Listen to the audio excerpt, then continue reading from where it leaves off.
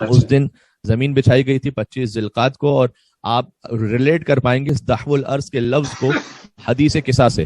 حدیث قصہ میں سب کو یاد ہے، ہم کہتے ہیں انی ما خلقت السماء مبنیہ ولا ارضم مدحیہ.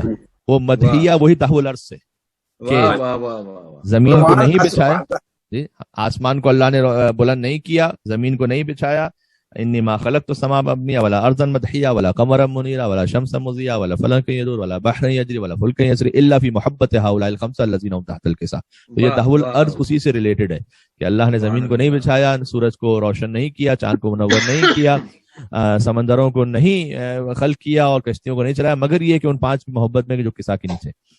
تو 25 ذوالقعدہ کو یہ اللہ نے زمین بچھائی تھی، اسی مدحیہ کے لفظ دحو الارض. اور بہت فضیلت والی رات شب 25 ذوالقعدہ، اللہ کی رحمتیں نازل ہوتی ہیں، اس میں مصروف رہنا چاہیے عبادت میں، باعث اجر و ثواب ہے. اور خود آج کی مناسبت سے روایت سے ریلیٹڈ ہے کہ حسن بن علی وشا ایک راوی ہیں، وہ روایت کرتے ہیں کہ میں کمسن تھا اور 25 ذوالقعدہ کی رات کو میں خود اپنے والد کے ساتھ امام رضا علیہ السلام ہی کے یہاں گیا، امام رضا علیہ السلام کے یہاں گیا، اور رات کا کھانا میں نے حضرت کے ساتھ کھایا.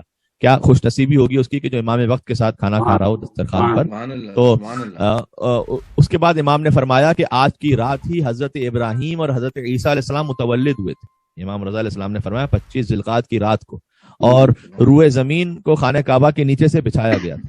اور امام نے فرمایا کہ جو شخص اس دن روزہ رکھے تو گویا اس نے 60 مہینے روزے رکھے. اور ایک روایت کے مطابق یہ بھی ہے کہ امام نے فرمایا کہ قائم آل محمد کا جو قیام ہے وہ اسی دن سے شروع ہوگا. تو ایک بڑی اس دن میں بڑی برکت اور لطافت ہے، اور خاص 4 دنوں میں سے وہ ہے سال کے کہ جن میں روزہ رکھنے کی خاص فضیلت ہے.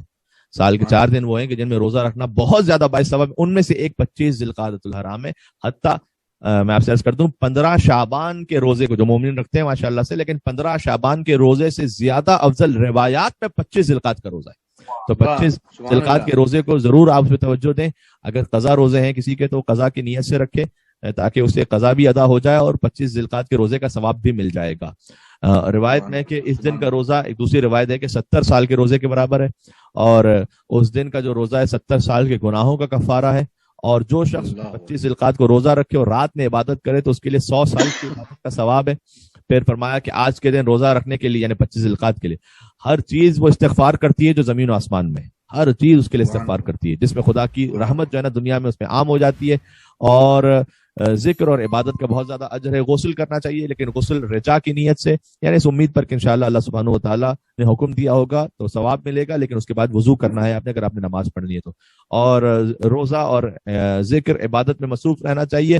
اور ایک نماز ہے کہ جو علماء محدثین ہیں انہوں نے نقل فرمائی ہے، آپ کو مفاتل الجنان میں بھی یہ نماز مل جائے گی. 2 رکعت نماز ہے جو 25 ذوالقعدہ کے دن کی ہے. وہ چاشت کے وقت کی نماز ہے. چاشت کا وقت کسے کہتے ہیں؟ یعنی جب طلوع آفتاب کے بعد، یعنی جب نماز فجر قضا ہو چکی اس کے بعد ایک وقت گزر جائے، ایک پہر گزر جائے، اس کے بعد جو وقت آتا ہے ظہر سے پہلے کا، یعنی تقریباً سمجھ لیجئے آپ 9-10 بجے کا وقت، صبح 9-10 بجے کا جو وقت ہوتا ہے وہ چاشت کا وقت ہوتا ہے. اس وقت میں یہ نماز پڑھنے کی بہت زیادہ تاکید ہے کہ جس میں 2 رکعت نماز ہے، جس میں ہر رکعت میں الحمد کے بعد 5 مرتبہ سورہ والشمس پڑھنا ہے. والشمس وضحاها والقمر اذا تلاها والنهار اذا جلاها والليل اذا يغشى والسماء وما بناها والارض وما طحاها، یہ والا سورہ. اور دیکھ کے بھی پڑھ سکتے ہیں آپ. نماز کا سلام پڑھنے کے بعد ایک مختصر سی دعا ہے جو مفاتیح میں لکھی ہوئی، دعا کو پڑھیں چاشت کے وقت میں. انشاءاللہ اللہ تعالیٰ کی رحمتیں اور برکتیں شامل حال رہیں گی. اور خاص الخاص عمل جو 25 ذوالقعدہ کا ہے وہ امام رضا کی زیارت ہے. خود تمام، بلکہ حتیٰ روزے سے زیادہ ثواب جس عمل کا ہے وہ امام رضا کی زیارت کا، یہ لکھا ہے. تو لہذا امام رضا علیہ السلام کی زیارت کو ضرور پڑھیں، چاہے مختصر زیارت پڑھ کے کہہ لیں السلام علیکم یا غریب الغربا یہ والی زیارت، یا درود و سلام والی جو زیارت اللہم صلی علی علی ابن موسیٰ الرضا، وہ آپ کو کتابوں میں مل جائے گی، مفاتیح الجنان میں موجود ہے. یا جو امام کی ایک تفصیلی زیارت ہے وہ پڑھیں تو بہت ہی اچھی بات ہے.